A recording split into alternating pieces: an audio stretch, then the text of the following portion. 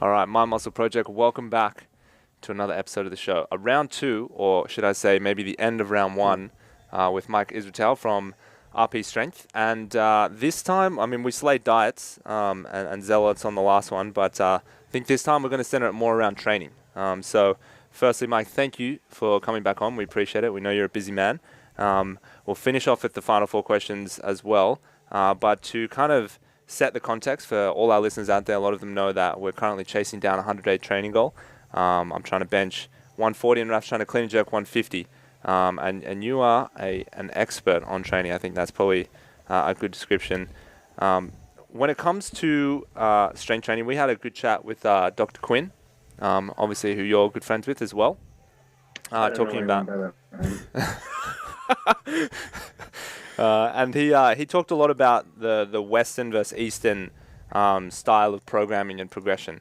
Where do you kind of fall at the moment? Like, where are you at with kind of your programming? Obviously, you're always learning new ideas and kind of trying to figure out the best applications for strength. What would you say you're kind of leaning in towards or leaning on right now in terms of programming for strength or training for strength?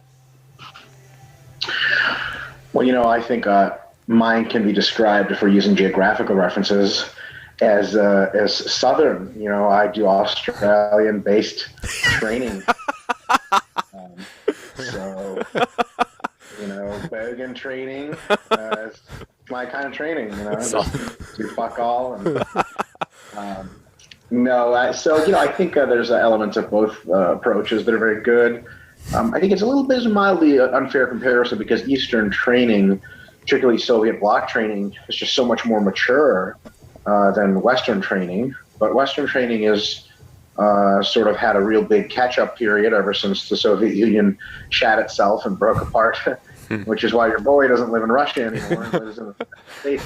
Although when we were about to leave Russia, there was a chance for us to go to Australia. So I could have been fucking talking like you cunt, but I just talk like a fucking regular Yank or whatever. What do you guys call Americans? What's a derogatory term for Americans over there? Yeah, probably a Yank. Yeah. Fucking Yanks. Yeah. Or is it nah yeah or yeah nah? Which one is it? Yeah, nah. Yeah, nah. Yeah, nah. Yeah nah. Yeah, it's how you say no. Yeah nah. Basically. All right. Yeah, you say yes and then you say no. And that's also a way of saying polite. Okay. No thanks. Yeah. Yahoo. So anyway, am I still coming through okay? Yeah. Okay. So I think that,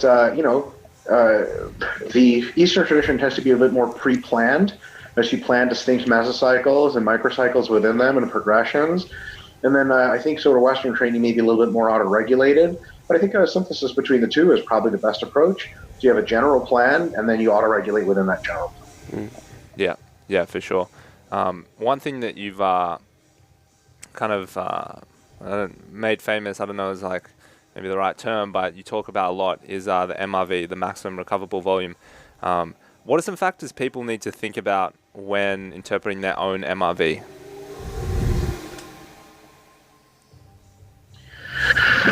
Well, so, the best way to interpret it is to make sure that they actually measure their own MRV. Because estimates go only so far and sort of end up being guesses. They can be educated guesses. But you have to actually measure your MRV, which means you have to train hard enough at some point to see what your limits are.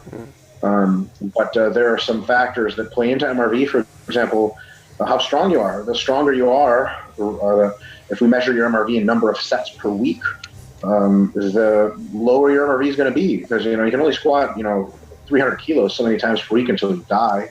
But if you're squatting 150 kilos, then you can probably do a couple more sets and be okay. Another one is your fiber type. You want to see some crazy MRVs. You get endurance athletes squatting. I've administered 10 by 10 squat workouts to endurance athletes, and I'm like, "Are you pumped?" And they're like, "What's that?" And I'm like, "Okay, you're gonna get really sore." Next day, they're like, "I'm completely fine." And I'm like, "What the hell?" Yeah. Right. So people who are slower twitch tend to recover faster from more work. Now, ironically, it's less. That work is less stimulative of muscle and strength gains for them. So it's like they have to work more to get less, right? And then, of course, your MRV is also going to be affected by sleep and other lifestyle factors, nutrition. It's like, if you eat like shit, your MRV is going to be lower. If you sleep poorly, your MRV is going to be lower. So the idea is not necessarily to develop the highest MRV you can, but given the circumstances of your genetics, so on and so forth, and your training goals, you want to make sure that you're not needlessly limiting your MRV by following poor nutritional recovery practices. Yeah, for sure. And are you applying those same things, or generally, I'm sure those same principles are applying to sort of like a hypertrophy phase as well, which is obviously putting on as much muscle as possible. Do the factors change, or do the things that maybe you need to place more of an emphasis on change when that is the goal? Because obviously a lot of people set themselves up in the way that I was as well before going into this, sort of strength phase is building enough tissue. So, obviously I was focusing a lot more on trying to eat as much as possible, whereas now with obviously a lot less volume, the food quality is still there, but the quantity is just not as high. I think when you're training for hypertrophy versus strength, I think perhaps the nutritional variable is the biggest difference. So I think because strength training largely relies on neurological factors, your nutrition on strength phase only has to be good enough to allow you to recover your actual performance. And maintaining muscle is not super hard. It just has to be enough to maintain muscle. So it doesn't have to be completely dialed in. And as long as your calories are good and you're getting enough protein, there's not a whole lot of variance there otherwise. And also your nutrition has to be good enough for you to perform well in a workout. For hypertrophy training, your nutrition needs to be much more exact because you're actually trying to gain muscle, which is a physiological exercise of altering tissue sizes, which requires enough protein, carbohydrates, really meticulous attention to calories, not just keeping an average weight that's okay for training, going up and down here and there, but keeping a weight that's steadily increasing. So I think that on a strength phase, you don't have to pay to nutrition as much. It doesn't mean you have to pay attention to it, not at all. Of course. But you can see powerlifters like start eating cheeseburgers and pizza here, there, and having some protein shakes and being just fine and being really good lifters. You just don't see good bodybuilders sort of eating fuck all. I mean, every now and again they'll have a cheat meal, but most of the time, there's sort of the way you tell a powerlifter from a bodybuilder at the gym is he eating out of Tupperware? If he's eating out of Tupperware, unless he's like a Renaissance periodization client, then you can probably bet with some decency that he's probably a powerlifter or a weightlifter, right? But if they're eating out of Tupperware, it's probably a physique athlete. And if you ask them how their diet is, like, it's pretty good. Try to eat enough protein, blah blah. Then you're probably talking to a strength athlete. I actually had a bit of a difficult question that I couldn't really figure out myself, and I think that you're probably the right person to answer it. And maybe we asked it to another guest. I'm not 100% sure, but I don't know if you've seen the documentary The King, which has been circulating around, the Ronnie Coleman documentary on Netflix. Yes. They had a bit of a discussion in there amongst the ex-bodybuilders about did Ronnie really have to go as heavy as he went to achieve the physique that he achieved? And it was interesting because, a whole camp of guys were like, Jay Cutler was like, no, not really. You don't have to go that heavy to build an amazing physique. Like, look at me, for example. I dethroned him or whatever. And then you had, like Kevin Levrone say like, oh, it's the only reason he had the physique he had because he was the guy putting that much weight on the bar.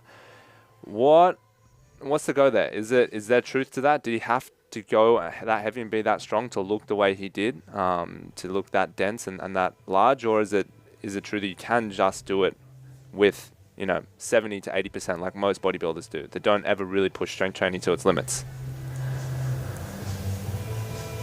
Yeah, that's a good question.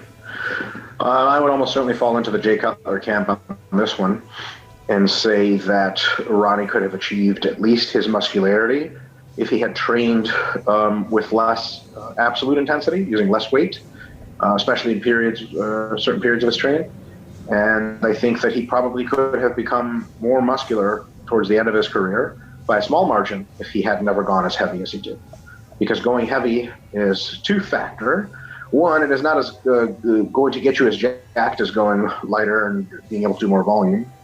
And then two is opportunity cost, because as you are training heavier, you could have been training in a way that is more hypertrophically sensible. There's a third cost, which is it gets you hurt more, so it fucks you up. And shortens your career, or it requires you to alter your training in such a way that takes you out of both optimalities. So, it's not that once you get hurt, you can't do doubles, but you can do sets of heavy 10. It's usually that once you get hurt, you're out for months, and then after that, you can't even do heavy sets of 10 for a while, maybe ever at all. You have to do like modified machine bullshit sets of 15 with it. So I think I would love to hear anyone else's take on it, but I think it's pretty straightforward that Ronnie trained too heavy every now and again. Now, was it good for his soul? Probably. Does he regret it? I don't think so. No. Is it likely that he would have gotten as hurt as he did, as he is now, if he trained lighter? I'm not sure about that. Total volume is probably a big factor. Technique is a big factor. Could he have had better technique? Yeah, we all could have had better technique, and can. His technique's not very legendary, so especially when you watch his squat videos, you can sort of see like, oh man, he could be doing that a little better. In the form of effect, but in the form of safety, So, yeah, absolutely. I'm very much with Jay Cutler. I think Jay Cutler has been hurt he had a freak bicep tear one time, entire career. Yeah. Ronnie Coleman tore his whole body to pieces. Jay Cutler, as you can tell, is just walking around. So there's lots of other bodybuilders that train very sensibly, rigorously, and Jay was known for pushing the volumes like crazy, but he never pushed the max weights like crazy, and he's fucking huge. So, I think the basic science and what everyone sees in the field on average conforms the idea that, if you're doing doubles and triples and stuff like that and singles as a bodybuilder, probably wasting your time, and probably worse than wasting it. You're probably misusing it in a way that is more likely to be injurious, among other things. And does it change? The stronger and more advanced you get, so maybe early in your career when you really need to start getting stronger and the weights just aren't very heavy, the singles and doubles and triples are more helpful to get jacked, but once you're getting ridiculously strong, it's less and less necessary and more injurious potentially. I don't know if the doubles and singles are ever really necessary to get you bigger. They're necessary to get you stronger, sort of, although you probably get stronger doing sets of 3 to 6. They're peaking. Right, sets of 1 to 2 or 1 to 3 are peaking. They're designed to help you show off, right, and make you better at showing off. So I don't think they're ever really necessary for people who want to get bigger. But I will say this: if you get out of alignment on a 100 kilo deadlift, right, you get out of alignment on a 350 kilo deadlift, it could be the end of your career. So as you get stronger, the place for fuckery really starts to be diminished. And then in your week, you can do lots of fuckery and be fine because you're too weak to hurt yourself. There's a little badge of honor for you. So that's it. Okay. So when it comes to accessory exercises, because I'm trying to obviously build up the bench press, and I'm definitely staying away from the 1s and 2s and 3s at the moment, at least, while it's still early days.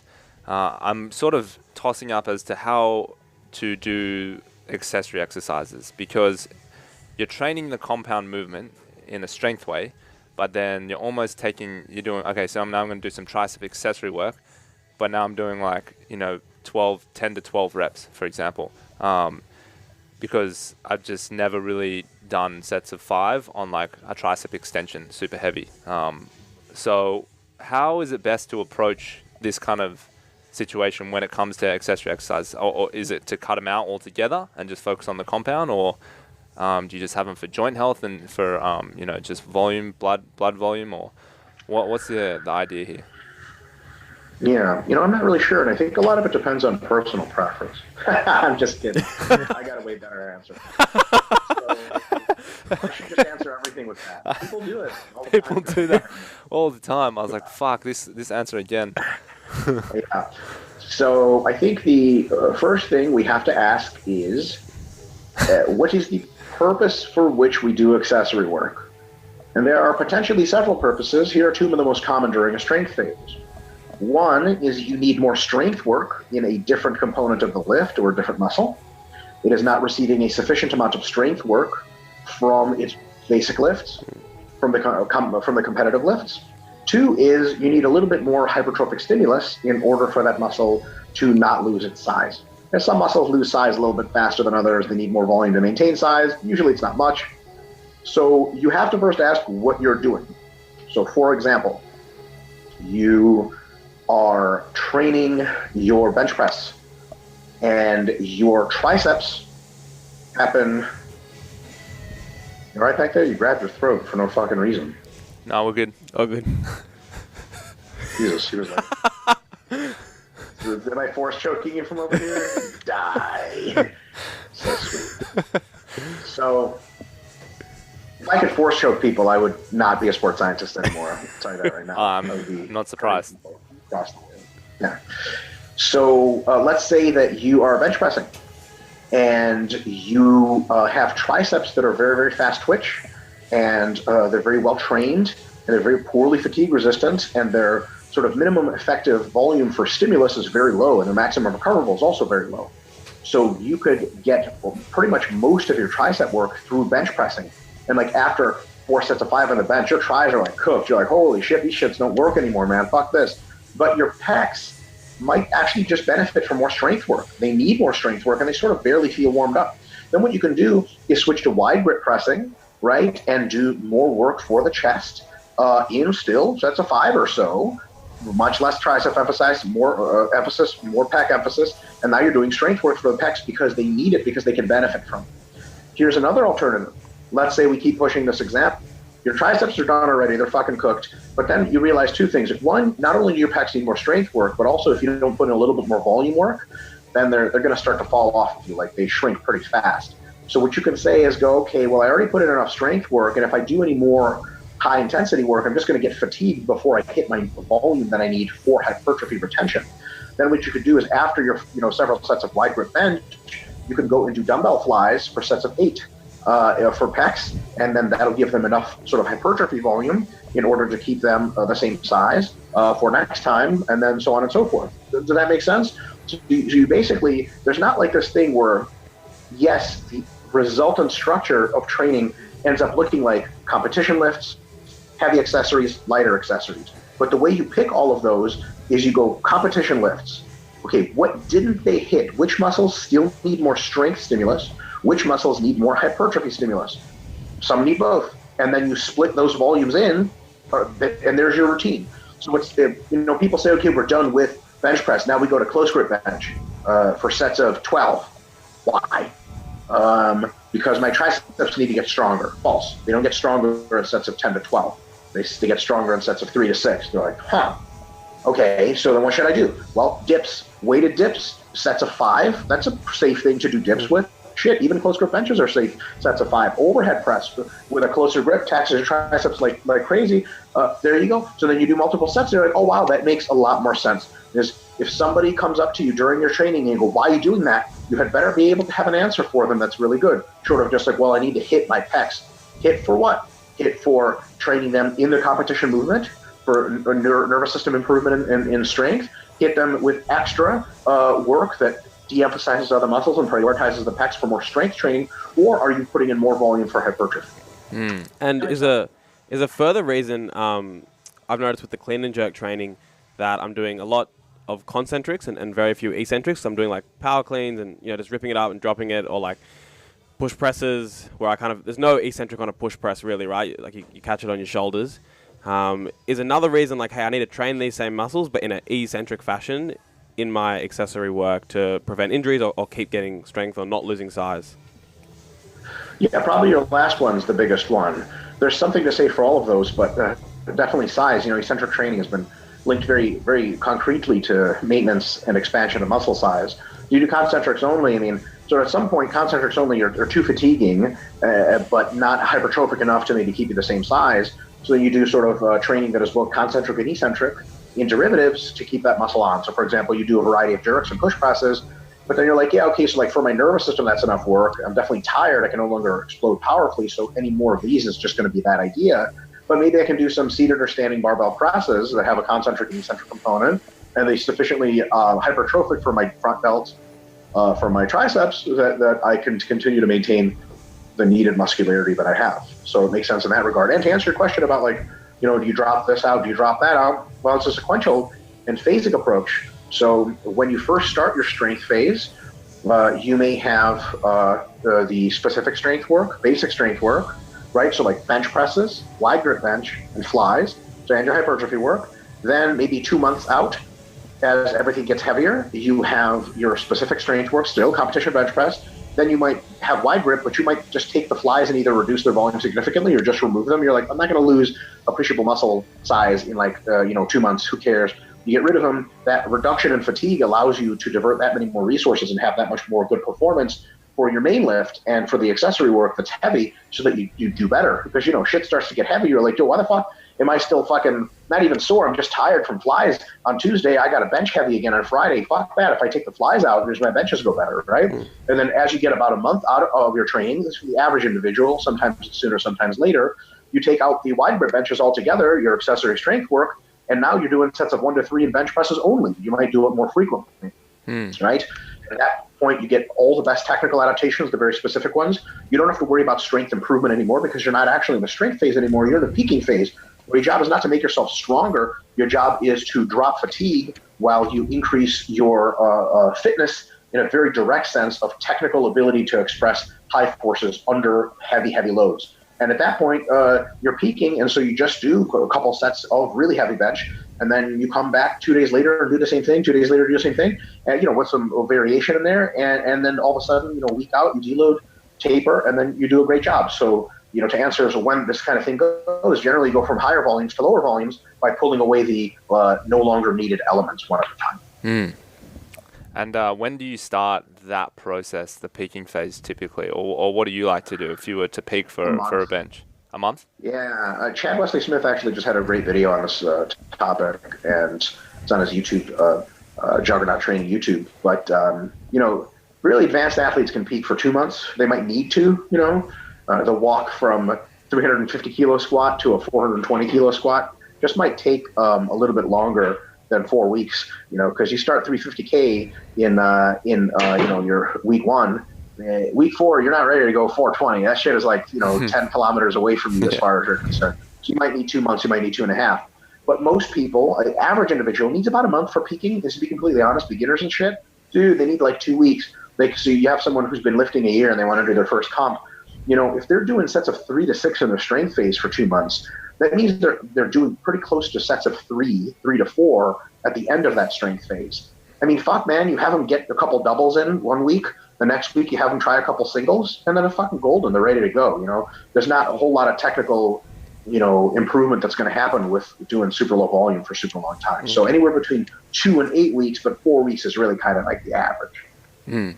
Yeah, nice. And when it comes to lower reps, let's just say less than 3, 2, or 1 reps, some people I've seen on their programs have done auto regulation for doubles and triples and stuff at, say, RPE, whatever, 8, for example, or 7.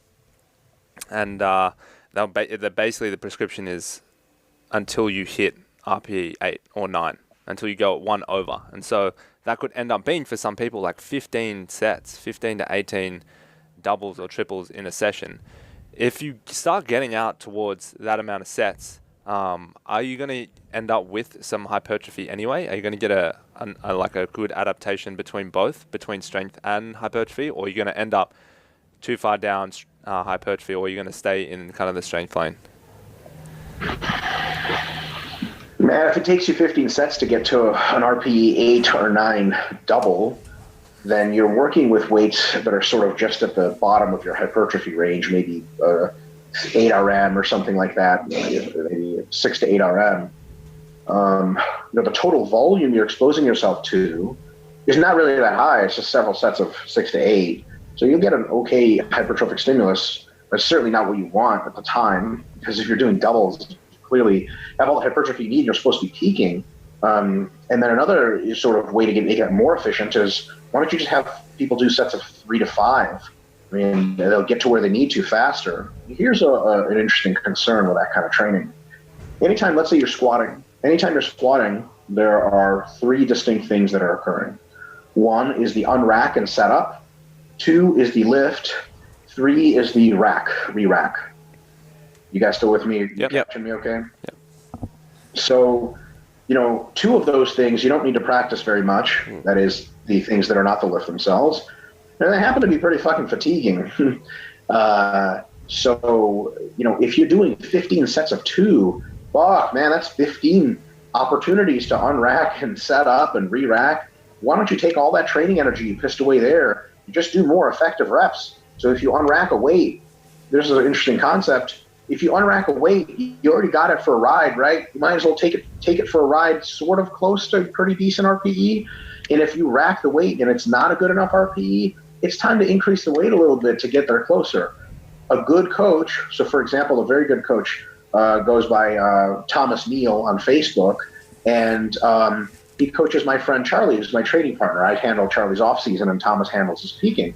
And Thomas will have him do as many doubles as it takes to work up to an RP 9. But Thomas knows Charlie so well that he knows it's going to be like 2 to 4 of those. It's not going to be 15. If it's 15, your coach has fucking radically misestimated your strength. You're fucking up somehow, or something between those two. So I would say that, if you're doing more than 5 sets at a given volume and intensity in strength or peaking training, you're just asking for purposeless fatigue. That is something we would call junk volume. You know what I mean? All the volume. Somebody could be like, "Hey, how good are you at unracking the fucking bar?" You're like, "I fuck the best. I did it 15 times today." Right? You might as well get some good work under the bar. You know what I mean? It's kind of like the analogy there is guys who set up 300 kilos to do 1 centimeter shrugs with in a power rack. Yeah. It's like, man, you're really going to put all those plates on the bar to just do that fuckery? Why not just put half the weight on there? It'll take you half as much time, do a more full range of motion. When you actually have the weight in your hands, why don't you just fucking move around more? It'll save you tons of time and get you just as jacked, if not more. Yeah, for sure. And one thing that I'm sort of unsure about, I'm playing around with a little bit, is sort of the impact of the days where I'm not doing the bench press. So I'm bench pressing Monday, Wednesday, Friday, and it's kind of in the middle days, playing around with some different stuff where I obviously know that the scap and the delts and all that stuff is already fatigued. And then obviously if I'm going to go do more training on that, then it's going to, obviously hamper my ability on the next day. But how important do you think it is, if I'm pressing one day, on the next day to kind of do, a pulling, or to balance it out a bit more, to do some, rear delt accessory work? Or do you generally like the idea of staying clear from that in general, instead doing some conditioning on the bike or something, or going for, a weight vest walk or a swim or something like that? Or you think it doesn't make too much of an impact there? So the first thing you have to ask yourself is how serious about your goal are you, and what is the degree of trade-off you're willing to make? So clearly, you still probably, do you train your legs or no? Yeah. So clearly you're still training your legs, you still train your back. You don't want to just be a bench specialist. So, you're not willing to make that kind of trade-off, right? So there's an optimal way to bench press, which is doing only bench press, and it's direct and indirect accessories, and that's it. And they just rest literally the rest of the time. Cardio walks. Where the fuck are you going? There's nowhere to walk to where you're going to have a big bench press. Do you think fucking Kirill Sarachev walks anywhere? You think Ryan Kennelly ever walked anywhere? No, right? There's nowhere to go except to the fucking bench press and do benches, right? So the real question there is, my wife just got home. Just said hi. I'm sorry. So Australians listening and be like, it's 10 in the morning. Her wife just got home. What the fuck does she do for work? Right? No, she's an assassin. So basically, you have to just figure out what the trade-offs are. And then within the context of that, you want to try to minimize them. So here are some tips. Insofar as you have your 100-day goal to bench press as much as possible, I would highly advise you to take your shoulder volume and your arm volume and reduce it substantially. I would tell you to reduce your back and leg volume as much as you can to just maintain your gains and not increase them. I would also say that anything that is very, very heavy, very emotionally or nervous system taxing should also be excised as much as possible. For example, I wouldn't probably deadlift much, but I would do maybe some RDLs or some good mornings, keep the back musculature and hamstrings in line. But deadlifts are real tough and they drain you at a systemic level. That's going to cost you bench pressing. I probably wouldn't squat super heavy. Maybe just do some leg presses and some walking lunges. I know it sounds lame, but your legs are going to be the same size after that, and your bench is going to go more. So anything, and this is really easy for all you folks listening to understand, any workout that is not bench press related, after which you're like, oh, fuck, that was hard, that's not good, right? Because that's directly taken away from your systemic recovery abilities through the week. So if you do a leg workout in a bench specialization phase, and you're like, I feel like that was really easy. Great. That's the whole point. You know what I mean? So there's that tipping scale, and how hard do you want it to be? How easy? Well, the more it's on the easy side, but enough to get your legs and stuff and back to not regress at all. That's my best advice. Walking with a weight vest, fuck, man. If you're doing cardio, that's nice, but I would do minimal cardio if I was trying to bench big. Do you have a body weight goal? No. Oh, you mean like how much we should weigh? Restriction. Like on the scale? No, if anything, it's actually going up. So I'm trying to get to 100 kegs, and bro. Well, Raf's actually trying to. Walking to. Don't worry. That example was not the reality. I've reduced my walking very, very much. The only cardio I do is like 10 minutes of breath work on the assault bike with my legs only. So it's pretty much as minimal as possible, and some core work as well. But for Raf, he's actually trying to reduce his body weight. Well, not really reduce, but just improve your body composition, right? Yeah. But his goal is obviously strength, speed. It's Olympic lifting. It's speed. It's a little bit different. And he's got the foundation for strength there already. Did you guys know that sports scientists studied both powerlifters and weightlifters in a bunch of studies, and they concluded that the most athletic movement the human body is capable of is the bench press? You're gonna have to explain more on that. How is that possible? I'm fucking around with you guys. That's nice to hear, though, isn't it? You're like, damn. Yeah, I knew it. I fucking knew it. Yeah, it's the only exercise you can get pumped up about when you're hungover. Literally everything else is unappealing. It's the only exercise. No bench. Yeah. Curls, because you're hungover, you're kind of carb loaded, and your kind of bicep veins come out. Yeah, but you're not lying down. The fact that you're lying down makes it so much better. Yeah, 100%. Junior mistake. That's right. So I do want to dive into these final 4 questions, but before I do, I did want to ask a more specific question. One thing that I don't know if it's maybe the CrossFit athletes in particular, but they do get a lot of flack for a lack of like rear delt development because they do so much anterior loading through the long head of the bicep, do a lot of pulling off the floor, do a lot of pressing, and sometimes not a lot of like horizontal pulling or scap accessory work. What have you found works best for rear delt strength and development? Yeah, I'm not sure anyone's ever collected data on CrossFitters to substantiate that claim. They do a lot of pull-ups, which is really good for the rear delts. So I sure hope powerlifters aren't accusing them of this, because they don't really compare on rear delts or much of anything else. But maybe some people are ignoring the rear delts. So rear delt training can be done pretty well with upright rows. Barbell face pulls are great. That's when you set up an upright row, but you bend about 45 to 60 degrees, and then you just pull to your face, keeping your elbows up. Smashes the rear delts pretty well. Bent laterals are good. Every row you do engages the rear delts, and as a matter of fact, the higher the row is, the better. So if you row to your belly button, get some good rear delts. If you row to your chest, like your nipple line, then you get really, really good rear delt activation. And also doubles as a good back exercise. You sort of kill 2 birds with 1 stone.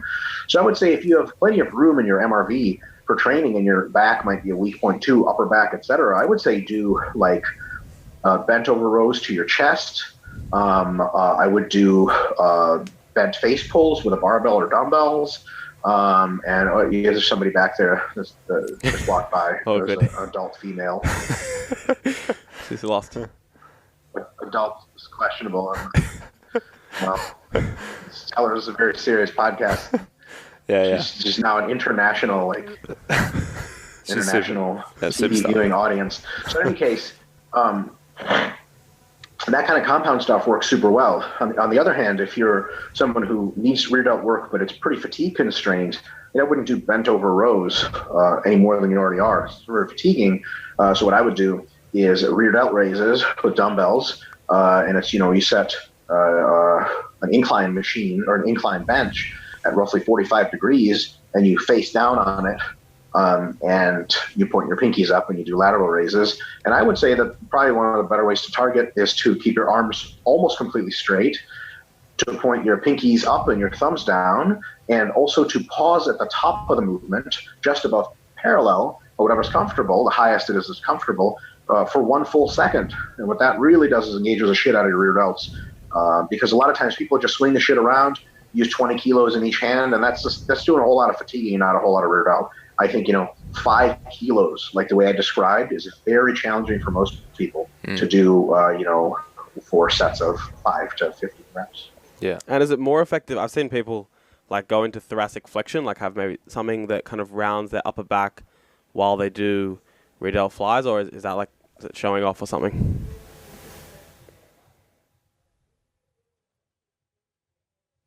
Yeah, fuck if I know what that does, man. I'm not sure. Yeah. Maybe that prevents them from using their back musculature to some extent, but I think you can probably use some back musculature and rear delts at the same time. A lot of people are, it's interesting, I've been getting a lot of flack about my side lateral raises, as people say I'm involving my traps, and I never critique anyone squatting because they involve their glutes. I thought that was for quads. Well, it's a compound movement. It's supposed to involve both of them. Yeah. Fucking asshole. Yeah. So I think it pays a little bit. I mean, if the whole rounding thing, I'd like to see what people think about it. I've never seen it. I've never heard of it. Could have some validity, but I'd like to hear about why they're doing that and about how legitimate that is versus just some shit you saw some physical therapist do with, car accident victims or something. Yeah, I think sometimes it's too much of an isolation of like a portion of already a muscle is like not really effective in any scenario, because it's just there's no synergy between the other movements around it. So like, why would you just build one muscle when you could build like 4 or 5 at the same time? So it doesn't make sense to me. And not incur much more fatigue, because it's taking the same amount of fatigue to stay in that fucking weird position. Yeah, no, 100%. Nice. Mike, we'll jump into these final 4 questions. We'll do them on the fly. I'm curious for these answers. The first question is, what is or who is someone that is alive today that you would sit down and interview? They would answer any question that you have truthfully. So yeah, who is that person, and why would you choose them? Can I give you 2 people? You can give me 2. So the first is a gentleman named Brian Kaplan. He's an economist in the United States, and I just really love his work. I like the way he thinks, and I would love to talk to him about a variety of questions about economics that interest me greatly. So it's pretty lame. Economics is a hobby of mine. It's also lame. And then the other guy is a gentleman named Ray Kurzweil, who is the head of artificial intelligence development, I think, at Google. And he is a gentleman that, I don't think he coined the term, but he sure pushed it along the term of the technological singularity. Are you guys familiar with what that means? Yeah. We've got a friend who's pretty into that stuff who tells us all about it all the time. Yeah, sweet. So that's, when machines become more intelligent than people and are able to increase their own intelligence exponentially. Ray Kurzweil pretty much coined that concept for the most part and has expounded on it to a great degree. Ray Kurzweil also has wrote a book in the late 90s predicting a variety of technological events because of accelerating technological change. And so far, he has been right on almost every prediction, which is scary. He also says the technological singularity is going to be arriving roughly 2045. Something to think about. One of his cool predictions was, this is a prediction he made 18 years before it happened. I think somewhere in 2015 or something like that. He had predicted that 3-dimensional computing was going to be, like a 3D processor, was going to be arriving sort of that year. It was the tail end of that year, and a lot of people were posting online saying, "Oh, Ray missed that one. I guess he was too optimistic." And the year expired, I believe, and they're like, "So he was wrong." And then IBM, in January of the next year, was like, "We have a 3D processor that's functional." And they're like, "What the hell?" And like, "How long have you guys had it?" They're like, "We've been testing it in secret for several months." Ray was correct. Oh, wow. So yeah, that was pretty baller. So shit like that. So I would love to talk to Ray and be in the presence of somebody much smarter than myself, which is usually the case for me interacting with most people, but he's just so much smarter that, it's... Have you ever listened to or seen the work of Michio Kaku, who's a physicist? Yes. Yeah, we went and he did like a presentation at the Opera House in Sydney, and I went to his event, and he talks about like these levels of different races, which human beings are obviously one of those races, and I can't remember the exact terms, but there was like T1, T2, T3, T4, or maybe that was 3. And anyway, like the top tier is someone who is like Star Wars, that can manipulate the galaxy. So like go through time and space, so they can like travel to different dimensions and stuff, right? So it's shit like they do in Star Wars. And then like T2 is like someone who can manipulate their most immediate surroundings. So people who most immediate galaxy, for example. So like kind of the space that we're in at the moment. So maybe they could like manipulate something on Mars, or they could manipulate something on Jupiter, for example. And then the T1 race is a race that can manipulate their current planet's atmosphere, for example. So we can like manipulate clouds and like, get a hurricane here, make it rain here, that sort of thing. Well, we can't do that shit either. So. No, we can't. And so we're at T0, right? We're at nothing. But what he was saying was that the internet is the first piece of technology of a T1 race. So like we are like the entry point right now in our time of like a T1, which is like super scary, but also kind of exciting and interesting. So I guess we'll see what happens next, because we've kind of entered into that first, we've taken that first kind of step. Totally. It's exciting times. It is. But people will still need to get jacked, so that never changes. So that's totally. all. I hope the machines are jacked just for aesthetic purposes. Yeah, imagine getting just mauled by just tiny, skinny lanky robots. motherfucking robots. Totally. What a disaster. Yeah, cool. So second question, Mike, is there anything that you do every single day that you feel like is essential to the success of the day, like routine, a habit, anything like that? Masturbation. Is that public or in private? If they had a wife. I don't ever do that shit, because a real man does it with, well, I was going to say women, but for me it's other men. What's a routine that I do every day? I don't know if it's critical to my success, but every night before I go to sleep, I wash all the dishes.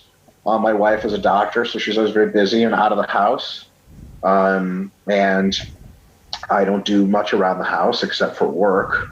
On the computer most of the day and train a lot. But I do wash the dishes, and it allows me to do just some simple physical work, listen to some podcasts or some house music on my phone, and really sort of kind of woosah a little bit to de-stress and make a very clean kitchen. And it's very nice to wake up the next day with no dishes in the sink, and you can just get to work and start on a clean slate. You guys ever been in a messy place and you kind of just don't even feel like working? You're like, what's the point of trying to organize anything if everything's dilapidated? Yeah. So I kind of want to front load that for the night before. Nice. Cool. Nice. Yeah, I think that has a massive impact on your just state of mind, knowing subconsciously you've just got this chore that's building up and building up and building up. It's just like, even though it's not right there immediately in front of you, it's sitting back there in your mind, and it's distracting you from whatever you need to do, for sure. Cool. Third question is there anything recently, Mike, that you changed your mind on that for a while you held as a significant belief of yours? For a long time, I've been sort of resisting Satan's pull at my soul, but I figured, fuck it, maybe taking the dark side. So I used to think that delayed onset muscle soreness was something that you didn't have to have, but sort of the more of it you had, as long as you were healing on time, the better. Recently have evolved my opinion to think that an intermediate to low level soreness is probably best. In most cases for most people. So what I mean by, like, if you're not getting sore at all, if your performance is improving fast, no big deal. If your performance is not improving, you're not getting sore at all, and you're not actually experiencing a lot of fatigue, you're probably just not training hard enough. This is for hypertrophy specifically. So if you're not getting sore at all, you might be able to train more. Might, not for sure, but you could push the envelope and figure it out. And then if you're getting sort of an intermediate level soreness where you get sore for 1 or 2 days, it heals completely, and then you can sort of trade again, I think that's a pretty good sign that you're training hard enough, right? So that's actually my sort of central claim is, if you're getting intermediate level of soreness, I think you're pretty close to being between your minimum effective volume and your maximum recoverable. Like, it's very difficult to imagine an intermediate level of soreness it being experienced chronically and simultaneously being chronically in excess of MRV. I mean, Jesus, like, wouldn't you think you'd be more sore if you were always going too hard?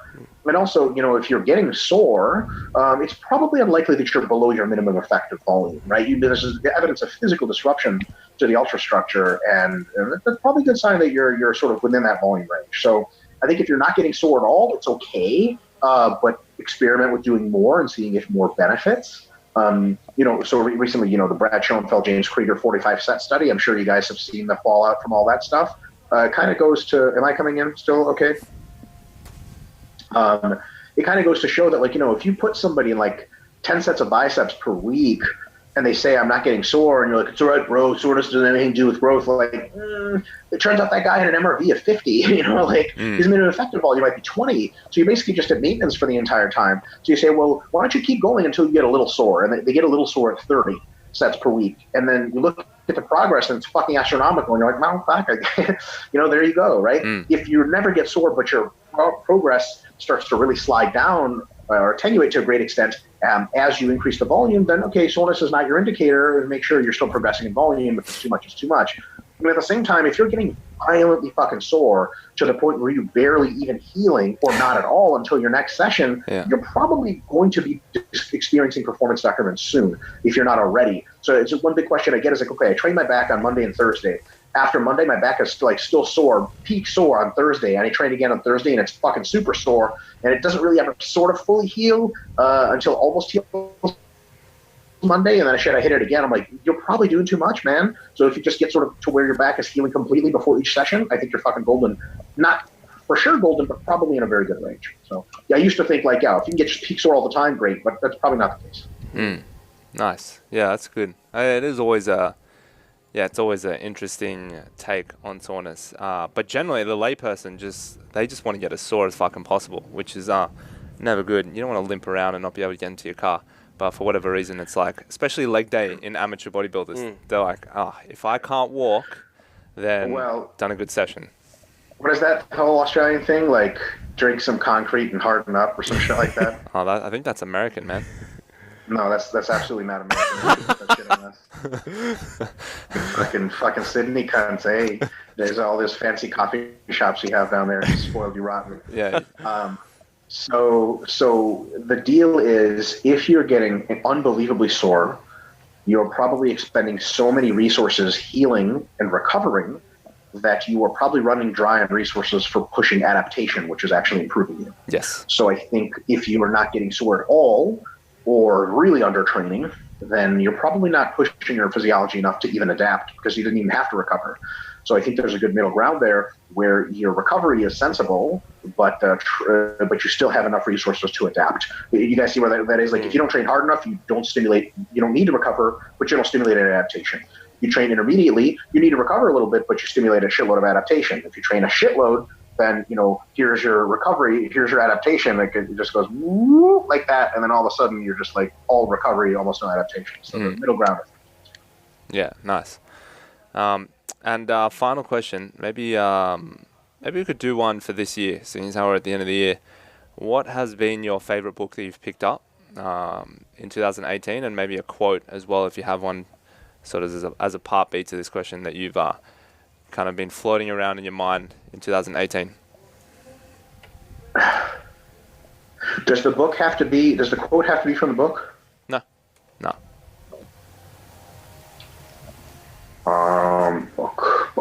Book. Really good recent book is The Case Against Education by Brian Kaplan. That's why I'm a big fan of Brian Kaplan. And the book basically asks a couple of questions of the educational system, specifically in the United States, but all over the world, that a lot of people just don't bother asking, because we sort of have like almost a religious reverence for education as like a thing. One of them is, does what you learn in college actually make you better at the job you eventually take? And the answer is, for many instances, no. Like, if you're going to be an engineer or an exercise scientist, like, you just can't really do your job at all unless you know shit. But if you're going to get a 4-year college degree and go work at Starbucks, it's really just, you're not, a degree in world history, and I don't know where the fuck you use that. Yeah. So it turns out that a lot of education is just like sort of going through a variety of loops and hoops, and not super clear why we do it. Another thing he sort of questions is, what is the sort of utility value of education? Like, how much does education actually make you better at your job versus how much is it just a way to signal to employers that you are sufficiently intelligent to be employed, that you are sufficiently dedicated to a process, like you could actually show up on time and complete things, and also how much are you a conformist? Like, if you are a really brilliant person who's really dedicated to reading as many articles online and doing their own experiments as they can, but you'll never listen to another professor, I'm not so sure anyone wants to hire you because they're like, hey, work on this project. And you're like, fuck you, I'm working on my own shit. And they're like, okay, this is a terrible decision.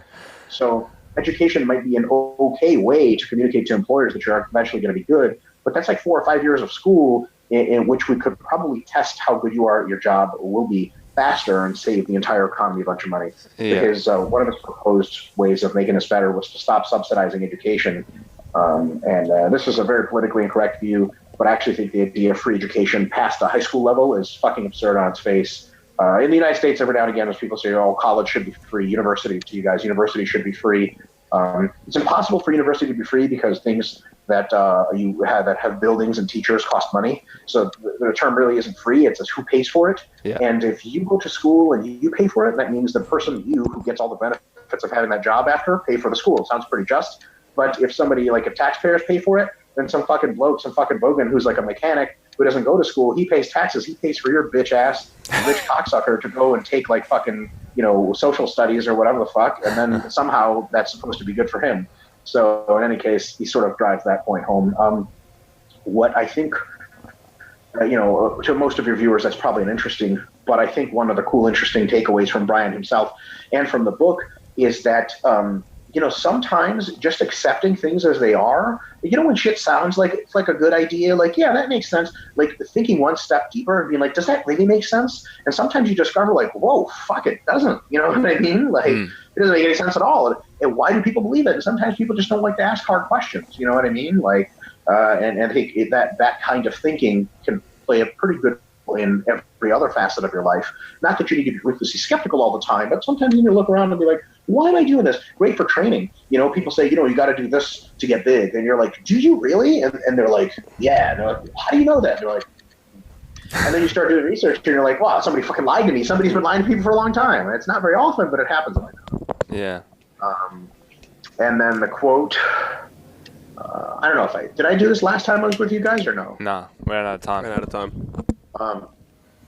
Science is stronger. Yeah.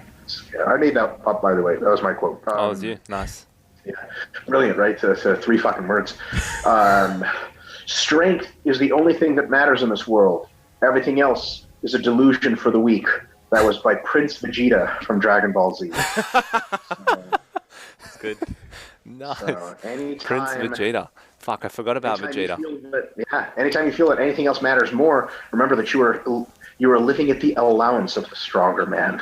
It is because of his not being after you that you even get to live. So strength really is perhaps the most absolute thing. Yeah. Which begs the question of who the most powerful man in history is or was. And I have a possible submission for that.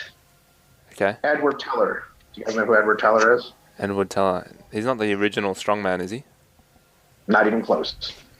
Edward Teller is the inventor of the hydrogen bomb. Right. He came up with the single most powerful man-made device. Is he still around?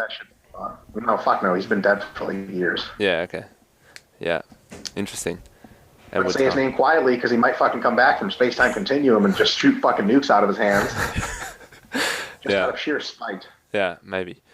He, yeah, well, he did a lot of damage, that's for sure. Wasn't he the guy, though, I thought that he didn't want to do it for some reason, right? And then, or he created it. Was he the guy that extracted the thing out of the air and then to make more water? So there's a couple people. Oh no, that's the gas. Sort of thing. No, that's the death gas. Oppenheimer was a guy's physicist back in the first who invented the fission bomb. Yeah. The nuclear bomb, and him and a variety of other scientists had very big reservations about it, and they later were like, God damn it, why did I do that? The thing is, somebody had to do it. Edward Teller did have some reservation. He was like, towards later life, he was like, yeah, it kind of sucks. But I don't think he ever went far enough to be like, it didn't need to be done. I mean, his invention of the hydrogen bomb before the Russians did was probably the only reason that the United States and the rest of the world is not under communist rule. Yeah.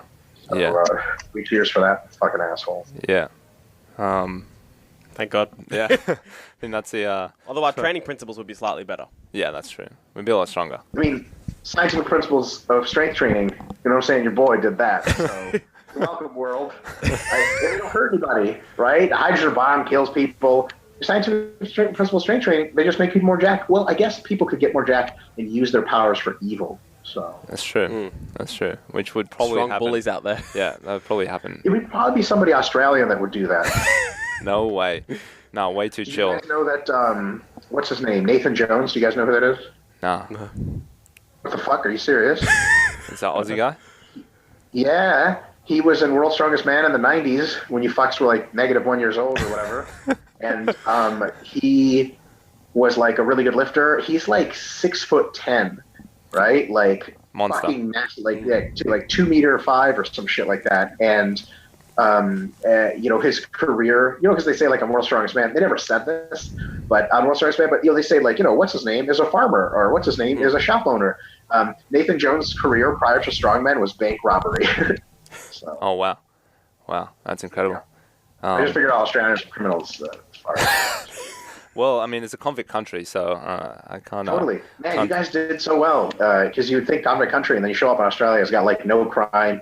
And everything's fucking great. And yeah, no, we just funny accents. We went the complete opposite. If you like sit on a wall and you face the wrong way, like a cop will come up to you and tell you to sit the other way. Like that's how many rules we have. But yeah, it's a safe place. But the cops are nice. It's not like Singapore where like you just being around and the cops beat you to death for some reason. Yeah. I mean, if that happens, it's like there's a good reason for it.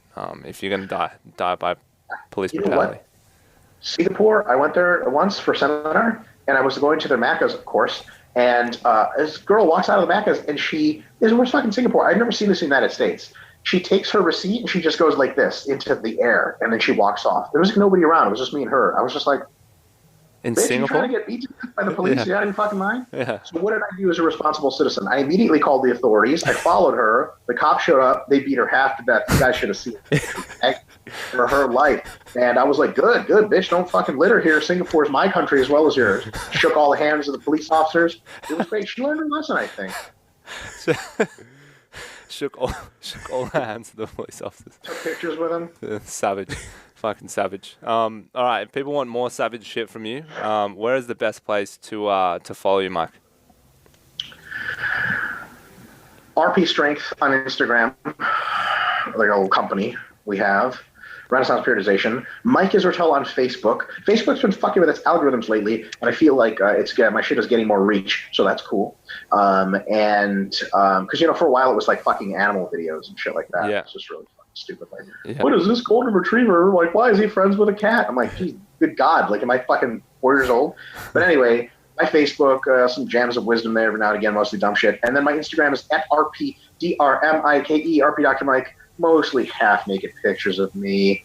Not always my genitals, but sometimes. And that's where I can be found. And if you YouTube my name, you get all kinds of videos and cool shit like that. We just put a video on Renaissance Periodization's YouTube that talks a lot about how to bring up stubborn body parts, and a lot of people seem to like that video. It's 1 hour and 30 minutes of a detailed step-by-step algorithmic plan to bring up stubborn body parts. So... Nice. Cool. I watched that video. Yeah, it was good. Oh, did you really? Yeah, it was really good. Yeah, it started with a bit of a rant about how it's like if you can grow muscle in other parts, it's not like the muscle's fault. It's like it's not like that muscle in particular doesn't have the genetic capabilities to grow. It's just saying it's more like you're just not hitting it properly. Like it's not actually a stubborn personality. Yeah. It's not that muscle's fault. If you've built muscle in other areas of your body, you can build that muscle. You just haven't figured out how to do it yet. So it was good. It was good. Or you're just well fucked, like with your calves are just small and you'll never grow calves. You'll cry a lot. Nobody will be your friend. And then you'll die alone with small calves, which again, nobody will care about because your calves are small. Oh, fuck. In fact, making us feel fantastic right now. You got a small calf you guys podcast. Have big calves or small calves? Nah, tiny. Yeah, Hold on. it's on the smaller side. Yeah. Oh, I'm sorry, fellas. Yeah. Oh, my God. Oh, my God. This should be explicit material. Your viewers shouldn't have to be exposed to calves that small on camera. There's probably other things I shouldn't look at as well. But No, they should definitely go check out your stuff, Mike. We definitely appreciate you being on, sharing the gems of wisdom as always, and I'm sure people will want a round 3, maybe on something else. Calf development. Yeah, maybe on calves. But yeah, for now we appreciate your time, Mike. Thanks for having me on, guys. Always a pleasure. Thanks, mate. Awesome.